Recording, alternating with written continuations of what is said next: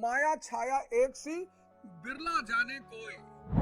तमन्नाएं तो बची रहेंगी, ताकत नहीं बची। कि बुद्धि को स्थिर करना चाहते हो तो इंद्रियों पर नजर रखो।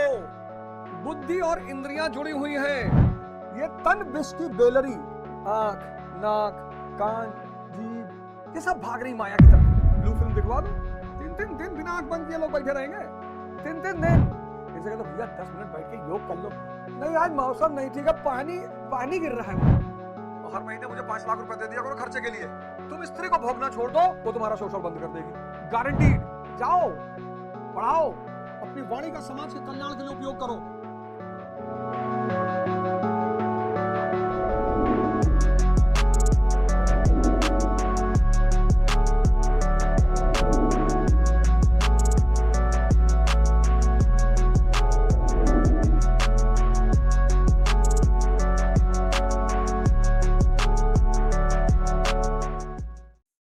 जय हिंद फ्रेंड्स।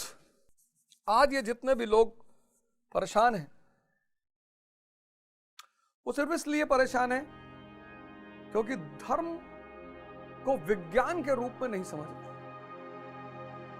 रहे। धर्म, भगवान की पूजा करेंगे, भगवान खुश हो जाएंगे। अच्छा, भगवान पे जल चढ़ा देंगे, भगवान पे लड्डू चढ़ा देंगे। इतना आसान होता तो भगवान रामचंद्र जी 14 साल जंगल में रहते। खुद भगवान धरती पर आकर 14 साल साधना कर रहे हैं और आप सिर्फ लड्डू चढ़ा दोगे हो जाएगा। लड्डू चढ़ाना भी अच्छी बात है, आप सिर्फ सावन में दूध चढ़ा दो होगा, हो जाएगा। उसका सबका अलग महत्व है, अलग प्रयोजन है, अलग उद्देश्य है। इंद्रियों से चेतना की तरफ जाना ही मानव जीवन का परम उद्देश्य है। इंद्रियों पर अगर रहे तो जीवन अंततः नरक बन जाएगा। ये जो शब्द माया है ना, ये बड़ा प्यारा शब्द है। माया कि आभास हो रहा है, मिल कुछ नहीं रहा है। और कबीर दास जी ने शब्द को बहुत अच्छा समझाया है। माया छाया एक सी, बिरला जाने कोय। माया छाया एक सी, बिरला जाने कोय। छाया दिखाई पड़ती, होती नहीं है। ऐसे ये जो इंद्रियों द्वारा मिल रहा है सुख, इंद्रियों द्वारा ये जो खाने का सुख मिल रहा है, ये क्षणिक है। और ज्यादा जीभ को इस्तेमाल कर लोगे, रोगी हो जाओगे, आलसी हो जाओगे, शरीर ही खत्म हो जाएगा। ये जो सुनने का मजा मिल रहा है, ये तुम्हारे मन को कूड़ेदान बना देगा। ये जो देखने का मजा मिल रहा है, और फिर एक समय आएगा 70 साल के पश्चात जब ये सारी इंद्रियां खोखली हो जाएगी। और उसके बाद अगर 90 से लेके 100 साल तक जिंदा रह गए, 70 से 90 यानी 20 साल, और 70 से 100 यानी 30 साल, और 30 साल खोखली इंद्रियों के साथ जीवित रह गए, तो भाई साहब वो 30 साल 3 अरब साल की तरह महसूस होगा। क्योंकि तमन्नाएं तो बची रहेंगी, ताकत नहीं बचेगी। तो दूसरा अध्याय जो है इतना क्रांतिकारी अध्याय है कि बुद्धि को स्थिर करना चाहते हो तो इंद्रियों पर नजर रखो। बुद्धि और इंद्रियां जुड़ी हुई हैं। अगर इंद्रियां बाहर भाग रही हैं तो बुद्धि अस्थिर होगी। आज क्यों लोगों की बुद्धि अस्थिर है? क्योंकि आज इंद्रियों को बाहर भागने का बहुत ऑप्शन है। मॉल चले जाओ,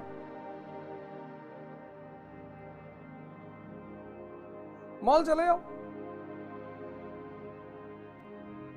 बड़ा प्यारा चीज है मॉल। और या बाहर चले जाओ, मॉल चले जाओ और या बाहर चले जाओ। मॉल चले गए तो तमाम जनता, हर तरह की शॉप, पीवीआर, बार, तुम्हारे सारी 10 इंद्रियों की व्यवस्था कर रखी है कि आओ। और यहां ये तो शैतान का पूजा घर है। यहां शराब, स्त्री, जैसे भगवान का पूजा घर मंदिर है, मस्जिद है, गुरुद्वारा है, ऐसे शैतान का पूजा घर है बाहर। पूंजीवाद को समझ में आ गया। पूंजीवाद को पता है कि बाहर उलझाए रखो।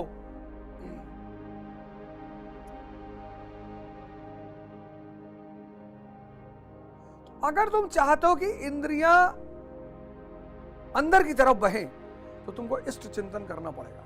इस अध्याय में मैंने तुमसे चर्चा किया, सबसे कीमती शब्द यही था, इष्ट चिंतन।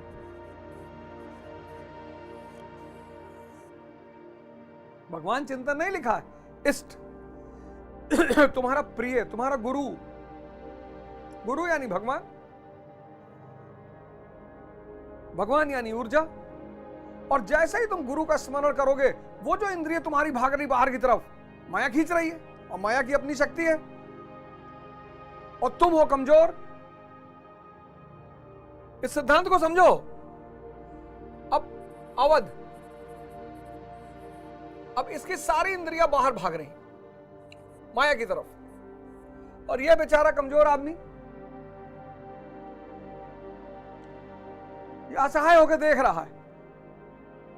और इसी वक्त इसने इष्ट चिंतन, अपने गुरु का चिंतन करना शुरू किया। अब गुरु यानी भगवान, और माया की शक्ति भगवान की शक्ति के सामने कुछ भी नहीं है। तो जैसे ही अवध ओझा ने गुरु का चिंतन किया, गुरु की शक्ति इनकी शक्ति बन गई और इंद्रिय अंदर की तरफ आ गई। ये बहुत बड़ा विज्ञान है, बहुत बड़ी टेक्निक है। कबीरदास जी ने कहा ना, ये तन विष की बेलरी, गुरु अमृत की खान। ये तन विष की बेलरी, आंख, नाक, कान, जीभ, ये सब भाग रही माया की तरफ। ब्लू फिल्म दिखवा दो, ब्लू फिल्म दिखवा दो, 3-3 दिन बिना आंख बंद किए लोग बैठे रहेंगे। 3-3 दिन। इनसे कहते भैया 10 मिनट बैठ के योग कर लो। नहीं, आज मौसम नहीं ठीक है, पानी गिर रहा है बहुत, आज गर्मी बहुत है। बहाना मन की मिठाई है, बहाना मन की मिठाई है। मन को भी तो कुछ आनंद लेना है, तो बहाना मन की मिठाई है। इष्ट चिंतन अनिवार्य है। गीता में लिखा इष्ट चिंतन अनिवार्य। ये दूसरा अध्याय कितना कीमती अध्याय है। और जैसे ही तुम ध्यान करने लगोगे, तुम्हारा मन तुम्हारी पकड़ में आना शुरू हो जाएगा। ध्यान मतलब मन को पकड़ने का विज्ञान। मजदूर और मालिक, ये जो है ये मेहनत करता है मजबूरी में,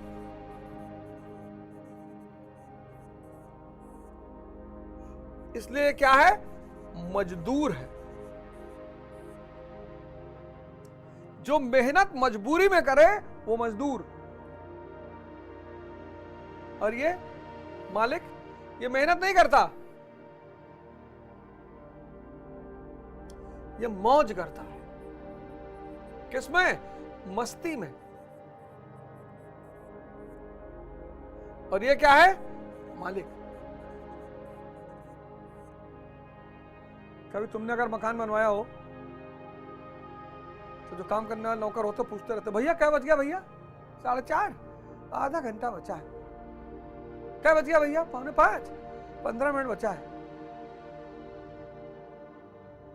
क्योंकि मजा नहीं आ रहा मजदूरी में। और वही मालिक दिन भर खड़ा होकर मकान बनवा रहा है उसी धूप में। अरे कह रहा है यार मजदूर, अरे मिस्त्री आधा घंटा और कर लो, 10 मिनट का काम बचा और कर लो।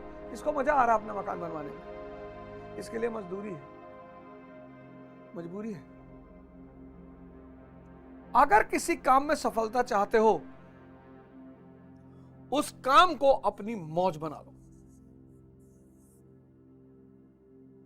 नहीं बन रहा है, ध्यान शुरू कर दो, मन की दशा को देखना शुरू करो और यह देखो कि यह तुम्हारा मन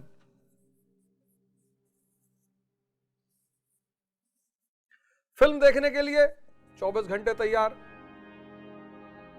नशा करने के लिए 24 घंटे तैयार, घूमने के लिए 24 घंटे तैयार,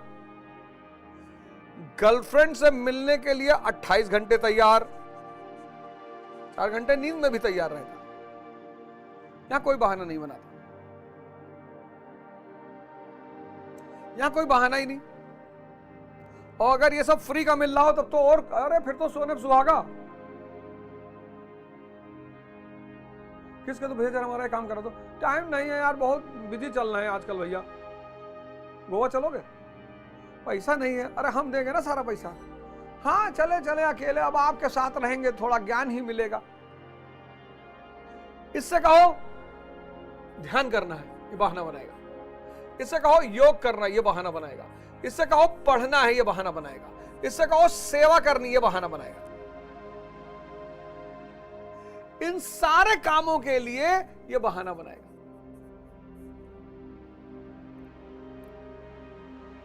और अगर इन सारे कामों के लिए बहाना बना रहा है, यही ध्यान है, अपने मन की दशा को देखना। अगर इन कामों के लिए मन बहाना बना रहा है तो आपके विकास को कोई रोक नहीं सकता, कोई माई का लाल आपके विकास को रोक नहीं सकता। और इन कामों के लिए अगर बहाना बना रहा है तो आपके पतन को भी कोई माई का लाल रोक नहीं सकता। ध्यान यही है, अपने मन की दशा को देखना, बस ध्यान यही है।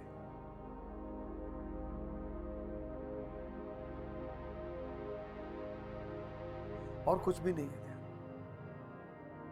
लोग कहते सर हमें, लोग हाथ दिखाते, कुंडली दिखाते, ठीक है वो भी एक विज्ञान है, लेकिन हाथ और कुंडली दिखाने से अच्छा तुम अपना मन देख लो, ट्राई कर लो आज।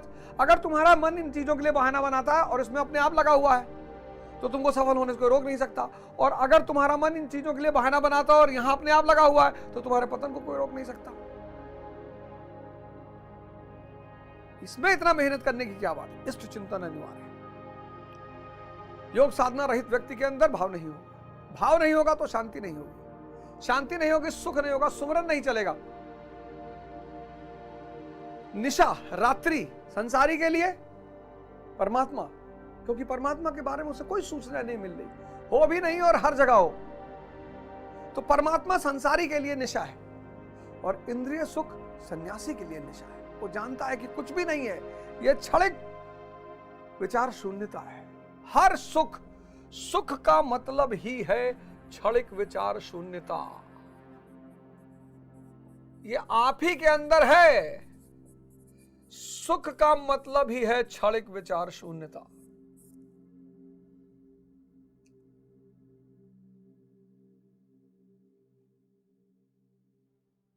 और परमानेंट विचार शून्यता आनंद। यही है सुख और आनंद में अंतर। परमानेंट विचार शून्यता, स्थायी, स्थायी विचार शून्यता।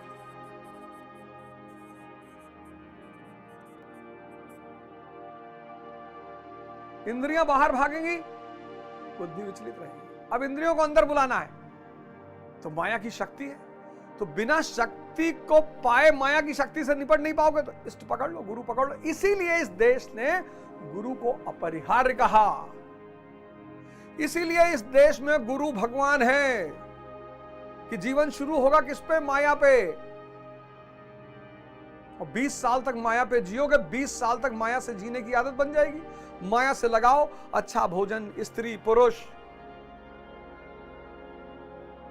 अब गुरु आएगा याद दिलाने। सिर्फ याद ही नहीं दिलाएगा, तुम उसके सामने रोगे कि भगवान नहीं छूट रहा है, कहेगा मेरा स्मरण करो, तो वो ये नहीं कहता मेरा स्मरण करो, कहता प्रभु का स्मरण करो। असलियत में वही प्रभु है, असलियत में वही भगवान है। गुरु का स्मरण, तो जैसे गुरु का स्मरण करोगे बड़ी शक्ति से जुड़ जाओगे, तो वो जो इंद्रियां बाहर भाग रही थी वो अंदर की तरफ भागेंगी। और जब इंद्रियां अंदर की तरफ भागेंगी, पहली बार जब तुम्हें एहसास होगा कि आहा, इंद्रियां अंदर की तरफ भागी, तुम्हें दिखाई पड़ा, सुकून मिला, तुम इंद्रियों के चुंगल से बाहर निकले, बस वहीं तुम्हें गुरु के प्रति प्रेम पैदा हो। एक प्रेम पैदा होगा अगर गुरु के पास गया और कार खरीद लिए, बिजनेस सेटल हो गया, पैसा आ गया, एक वो प्रेम है, संसारी प्रेम। एक प्रेम इस जादूगरी का जो सिर्फ तुम जानोगे और गुरु जानेगा। 20 साल का जीवन, इस वक्त आप लोग देखिए कितनी बुरी स्थिति है। श्याम का जन्म हुआ और 20 वर्ष की आयु हो गई, और 20 वर्ष तक ये किसके प्रभाव में रहा? माया के प्रभाव में। माया हावी हो चुकी है, सारी इंद्रियां और मन ताकतवर हो चुके हैं, और अज्ञानता है। अब गुरु बताएगा कि परम सुख, अनंत आनंद, तुम ही भगवान हो। कहा गुरु जी हो नहीं रहा है, तो तुम गुरु से मिले, गुरु यानी भगवान। और गुरु की शक्ति ने माया की शक्ति को छीण करना शुरू किया, और तुम संसार से ऊपर उठ गए। माया हावी हुई, तुमने इष्ट चिंतन किया, उसकी शक्ति ने इंद्रियों की शक्ति को स्थिर कर दिया, और जैसे तुम्हें यह दिखाई पड़ेगा, वैसे ही तुम्हारे मन में गुरु के प्रति अकूत श्रद्धा पैदा हो जाएगी। वाह भगवान, उस श्रद्धा को, उस प्रेम को सिर्फ तुम ही जान पाओगे, और तुम्हारा गुरु, बाकी कोई नहीं जान पाएगा। गुरु समझ जाएगा कि ये खेल समझ गया, गुरु समझ जाएगा कि ये खेल समझ गया। तो अब हम लोग दूसरे अध्याय, जो कि बड़ा क्रांतिकारी अध्याय, बहुत क्रांतिकारी अध्याय, उसके दूसरे चरण में आ गए हैं, उसके अंतिम चरण में आ गए हैं। तो 70वां श्लोक, 70वें श्लोक में स्थिति प्रज्ञ पुरुष की, 70वां श्लोक 70,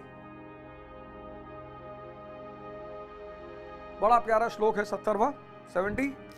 अपूर्यमाण चल प्रतिष्ठम समुद्रमापा प्रविशांति अद्वत तदोत्त कामा यम प्रविशंति सर्वे स शांतिमा प्रोतिना काम कामी। मतलब ये जो स्थिति प्रज्ञ, ये शब्द बार बार आएगा गीता में। स्थिति प्रज्ञ जो पुरुष है, यानी जो चेतना पे पहुंच चुका है, स्थिति प्रज्ञ,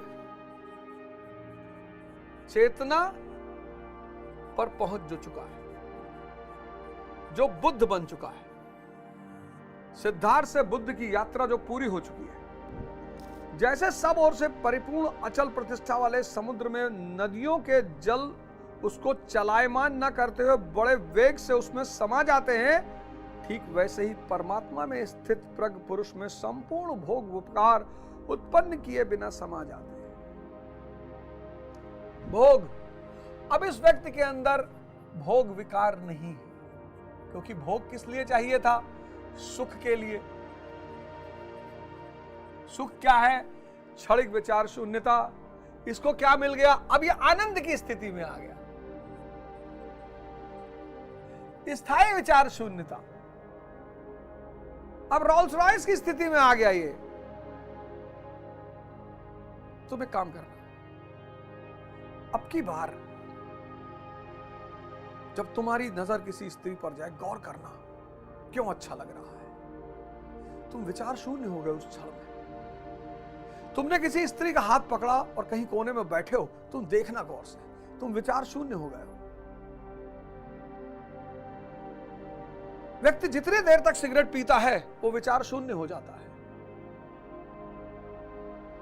सिगरेट विचार शून्यता पैदा करती है।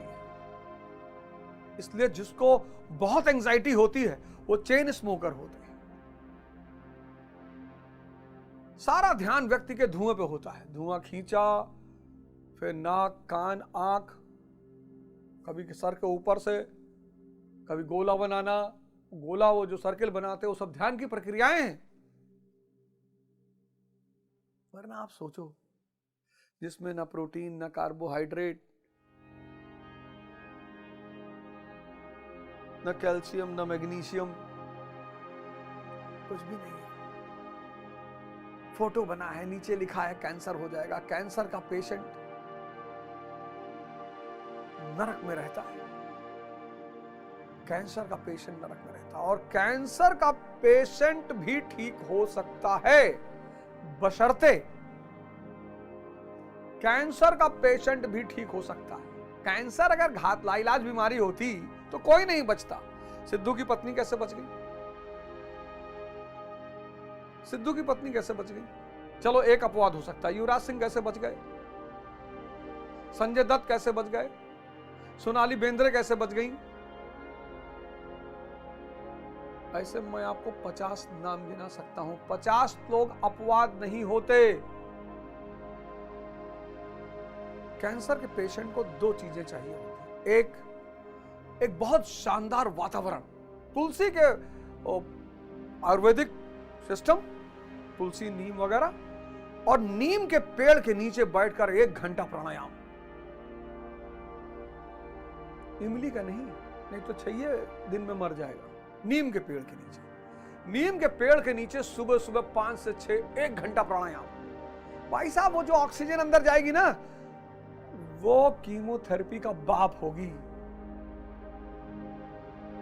वो नीम के पेड़ के नीचे की जो हवा होगी, वो जब अंदर जाएगी, जब वो भस्त्रिका करेगा, वो कीमोथेरेपी का बाप होगी। कैंसर का पेशेंट बच जाएगा। डाइट, संगत। भारत में किसी कैंसर होता जो लोग देखने आते हैं, गुड्डू भैया तो 15 दिन में मर गया। कोई कैंसर का पेशेंट कैंसर से नहीं मरता। ये अगल बगल वाले उसको डरा डरा के मार डालते। इतना भय उसके अंदर पैदा कर देते हैं, इतना भय पैदा कर देते हैं।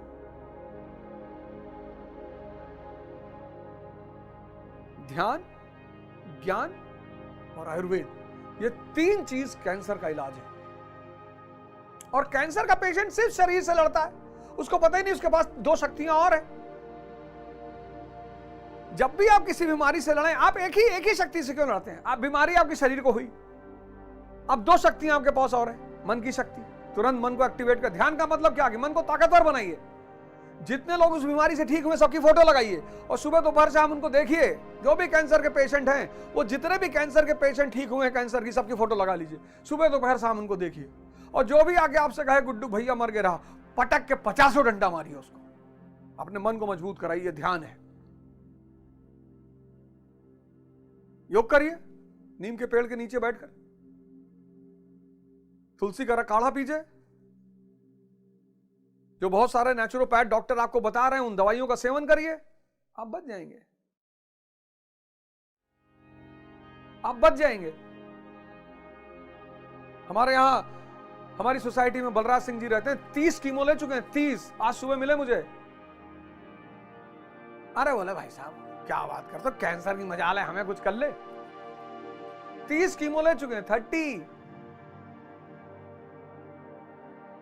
तो आपके पास 2 शक्तियां और हैं बीमारी से लड़ने के लिए। आप उन दोनों, आप सिर्फ दवा का इस्तेमाल करते हैं, आप 2 शक्तियों का इस्तेमाल नहीं करते। आप एक मन की शक्ति और एक अपनी चेतना की शक्ति को एक्टिवेट करिए और फिर उन 2 शक्तियों के सहारे अपनी बीमारी से लड़िए। दवा, मन और चेतना, और इन 3 शक्तियों के सहारे आप अपनी बीमारी से लड़िए और कोई भी बीमारी से आप 15 दिन के अंदर बाहर आ जाएंगे।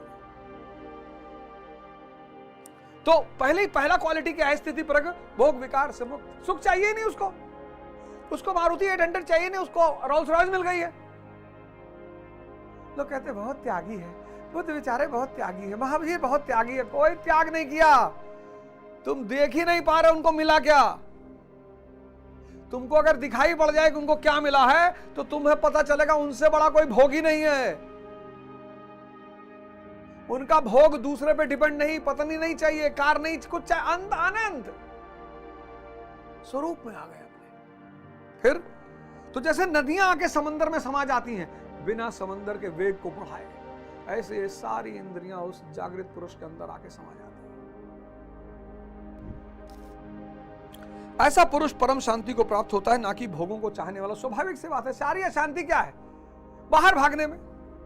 पत्नी लाए हो सुख के चक्कर में तो चरस किए हुए, गाड़ी खरीदे हो सुख के चक्कर में चरस किए। तुम गौर करो तुम्हारे कष्ट का कारण क्या है? ये सुख, ये सुख की जो तलाश है। ये तुमने एक स्त्री से प्रेम किया, और प्रेम किया तो अच्छी बात है, पर तुम कह रहे हो वो वाला प्रेम, वो वाला, वो दूसरा वाला प्रेम। तुम इसकी शरीर को भोगना चाहते हो, स्त्री की शरीर को। तब जब उसे पता चल जाता है कि अरे ये तो भोग रहा है, भोग कर रहा है और नाम दे रहा प्रेम, तब ठोकेगी नहीं? तब तो कहेगी ही लिपस्टिक ले आओ मेरी, ये 50 रुपए वाली नहीं, वो 5000 की। शैम्पू मेरा 10,000 का, और हर महीने मुझे 5 लाख रुपए दे दिया करो खर्चे के लिए।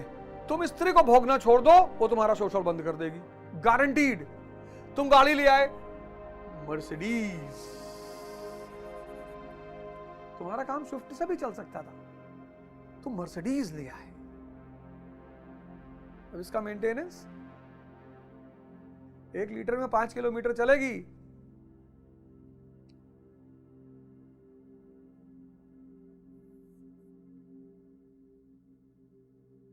पहाड़ पे घर बनवाया है तुमने, विला 1000 गज में, महल, इसका मेंटेनेंस? तुम्हारी सारी शांत अशांति का जड़ है तुम्हारी बाहर सुख की तलाश। और जब तुम स्वरूप में आ गए, बाहर से सुख चाहिए ना, आनंद की अवस्था में ही हो, तो तुम 800 पे तुम स्त्री को सम्मान करोगे, वो तुम्हारे लिए भोग्या नहीं बचेगी। तुम स्विफ्ट पे भी चल लोगे, तुम मारुति 800 पे भी चल लोगे, तुम साइकिल पे भी चल लोगे, तुम स्कूटर पे भी चल लोगे, तुम 1 BHK के फ्लैट में भी रह लोगे कलाम साहब की तरह। आप आज एनालाइज करिए आपके जीवन में अशांति क्यों है? सिर्फ सुख की इच्छा। आप उन्हें बच्चों को पढ़ाइए, अच्छा संस्कार दीजिए, पढ़ाइए। आप ये क्यों मान बैठे कि अगर IAS बन जाता, पता नहीं IAS प्राइम मिनिस्टर पता नहीं क्या बने।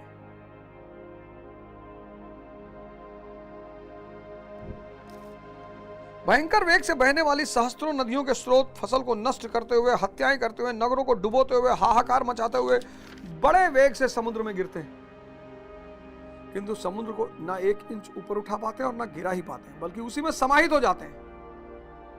ठीक उसी प्रकार स्थिति प्रज्ञ महापुरुष के प्रति संपूर्ण भोग उतने ही वेग से आते हैं, किंतु समाहित हो जाते हैं। उन महापुरुषों में ना शुभ संस्कार डाल पाते ना अशुभ। योगी के कर्म अशुक्ल और अकृष्ण होते हैं। योगी के कर्म अशुक्ल और अकृष्ण।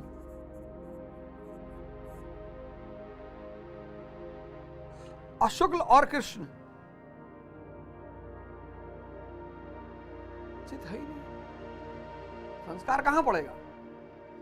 अच्छा करोगे तो पुण्य, गलत करोगे तो पाप। ये सब रिकॉर्ड कहां होगा? चित पे। चित विलीन हो चुका है चेतना में, बूंद समानी समंदर में। क्योंकि जिस चित पर संस्कार पड़ते हैं उसका निरोध और विलीनीकरण हो गया है। इसके साथ ही भगवत्ता की स्थिति आ गई। अब संस्कार पड़े भी तो कहां, क्योंकि अब आपकी चेतना को भोग चाहिए ही नहीं, क्योंकि आनंद स्वरूप है वो। तो जब भोग नहीं चाहिए, जब भोग चाहिए ही नहीं, इच्छा है ही नहीं, भोग चाहिए ही नहीं, इच्छा है ही नहीं, तो शुभ और अशुभ का सवाल ही नहीं उठता। इस एक ही श्लोक में श्री कृष्ण ने अर्जुन के कई प्रश्नों का समाधान कर दिया। उसकी जिज्ञासा थी कि स्थिति प्रज्ञ महापुरुष के लक्षण क्या है, वह कैसे बोलता है, कैसे बैठता है, कैसे चलता है। श्री कृष्ण ने एक ही शब्द में उत्तर दिया कि वह समुद्रवत होते हैं। कैसे होते हैं? समुद्रवत।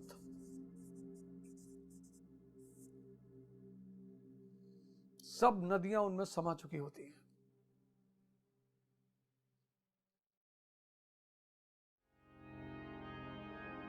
ब्रह्म का हिस्सा, ये पूरा ब्रह्मांड, इस ब्रह्मांड के एक हिस्से से हम बने और वो हिस्सा पूरे ब्रह्मांड से जुड़ गया। अब वो तमन्ना करेगा 6 हिस्सा जमीन कब्जा कर ले।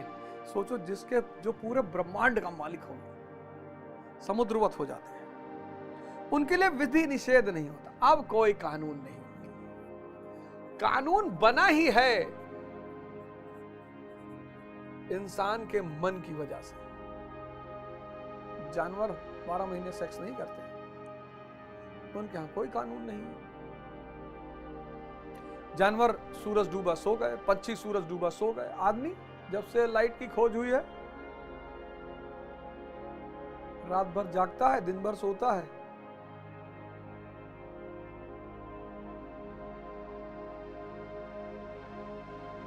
सोशल मीडिया आ गया, नवाज सास को लेके फरार। भैया बड़ा कलयुग आ गया, बहुत बुरा हो रहा है भैया। तुमको मौका मिले तुम बकरी लेके भाग जाओ। कभी अपनी तरफ भी देखो। जो भी मन और इंद्रियों के साथ चल रहा है, वो सब भोग की इच्छा लिए हुए है। किसी ने अपने आप को संभाल रखा है, किसी ने अपने आप को छुपा रखा है, पर हम में से हर एक है पापी, थोड़ा कोई ज्यादा। जो भी मन और इंद्रियों के सहारे जी रहा है, उसमें भोग की इच्छा ना हो तो झूठ बोल रहा है। 0.1% होगी, पर हो, क्योंकि ये नेचर है इनका, गुण।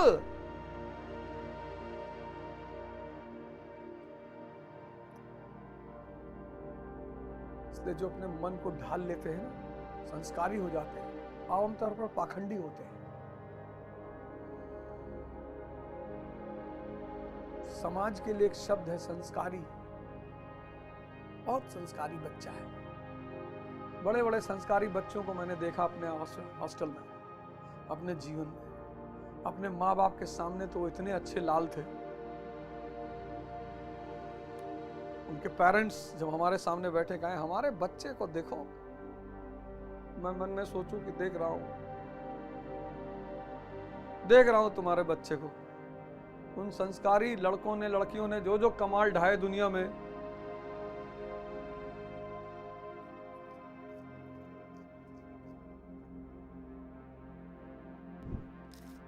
वे ही परम शांति को प्राप्त होते हैं, क्योंकि वे संयमी हैं। भोगों की कामने वाला शांति नहीं पाता। इसी पर पुनः बल देते हैं। 71वां श्लोक।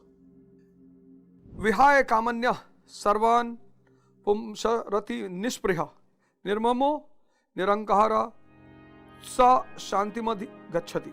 जो पुरुष संपूर्ण कामनाओं को त्याग कर निर्मम, मैं और मेरे के भाव तथा अहंकार और स्पृहा से रहित हुआ बरतता है, वह उस परम शांति को प्राप्त होता है, जिसके बाद कुछ भी पाना शेष नहीं है। मानी सी बात, आप मैं से ऊपर उठ गए, चेतना पे चले गए। चेतना यानी ब्रह्मांड।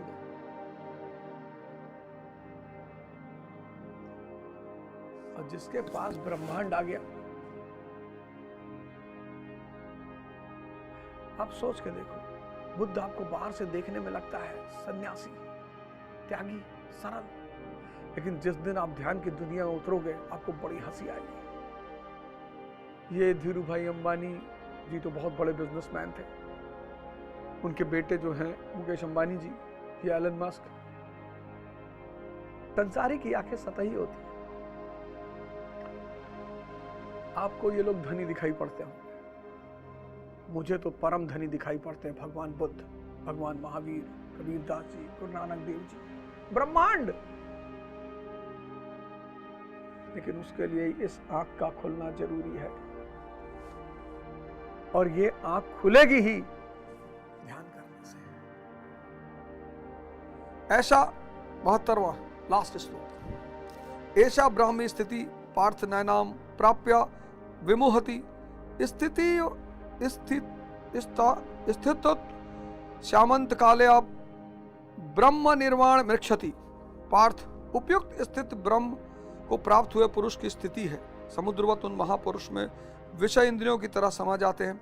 वो पूर्ण संयमी और प्रत्यक्ष परमात्मदर्शी हैं। केवल अहम ब्रह्मास्मि पढ़ लेने या रट लेने से यह स्थिति नहीं मिलती। साधन करके ही इस ब्रह्म की स्थिति को पाया जाता है।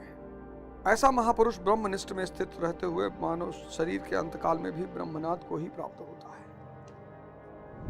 अब एक तो पुरोहित का मार्ग है कि रट लो, बस रट लो। नमामि स्मीशान निर्वाण रूपम विभम व्यापकम ब्रह्म वेदे स्वरूपम अजम निर्गुणम निर्विकलम निर्विहम चिदाकाशमाकाशवासम भजे हम, रट लो। एक संतों का मार्ग है कि जान, एक स्मृति का मार्ग है, एक स्मृति का मार्ग है, एक ज्ञान का मार्ग है। रटा हुआ है, साहब खोपड़ी में भरा हुआ है, टक टक टक टक टक टक टक टक टक टक टक बोले जा रहा है। In 1935 when India was playing against Pakistan, Vijay Hazare told Vijay Merchant, look Vijay Merchant, it is not the time for consideration, ultimately you have to consider and take a run. एक की तीसरी आंख खुल गई है। ये पुरोहित का मार्ग है। हिंदू पुरोहित, मुस्लिम पुरोहित, क्रिश्चियन पुरोहित, पर वो भी जरूरी है। पुरोहित स्कूल के स्तर के लोग हैं, संत विश्वविद्यालय।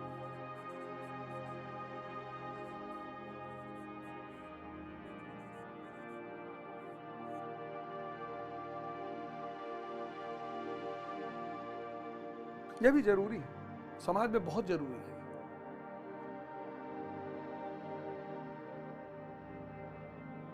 दूसरा अध्याय, आशा करता हूं कि पहला 2 अध्याय अगर आपको समझ में आ गया होगा तो आपके जीवन में एक बहुत बड़ी क्रांति है। शपथ लीजिए, पहले तो एक गुरु बनाइए। कई लोग आते कहते सर आप हमारे गुरु, अरे जाओ यार अपना काम करो, हम खुद ही दूसरे की डोर पकड़े हुए हैं। ये तो मुझे आदेश मिला है तो मैं पढ़ा रहा हूं।